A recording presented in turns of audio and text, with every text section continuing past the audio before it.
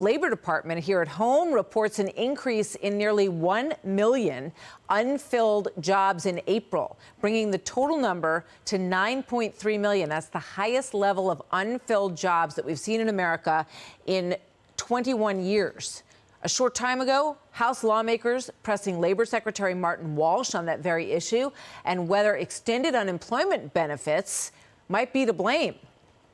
Is it a good sign for our economy that the American people are spending more dollars substantially every time they pump gas? Actually, the way that I look at this plan, keeping us competitive and the world leader. Why are we continuing to promote this incentive for workers to stay home rather than getting back to work? That's not a handout. That's unemployment benefits that people earned. Is it time for this federal emergency employment insurance to be immediately terminated? I can give you a simple answer to that, no. Well, you get the conflict there. Joining me now exclusively, Elaine Chao. She served as Labor Secretary under George W. Bush and as Transportation Secretary under President Trump. Secretary Chao, great to see you today. Thank you for being here. When you watch that back and forth, what do you think? Oh, I think there are facts that support the fact that so few of our workers are working. If you look at the labor participation rate, when I was Labor Secretary, it was 67% out of a workforce of 157 million people. That labor participation rate has now dropped to 61.6%. Now, pre-COVID, it was 63%.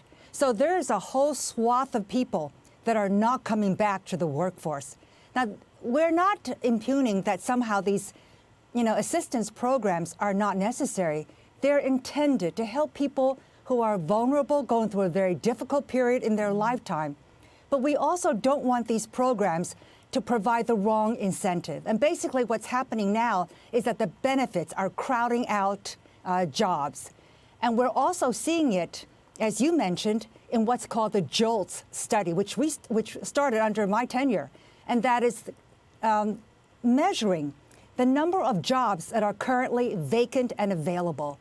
And again, in the 2000, when I was Labor Secretary, the average amount of jobs that were vacant was about 4 million. It is now more than double that. It's shocking. Thank you very much, Secretary Chao.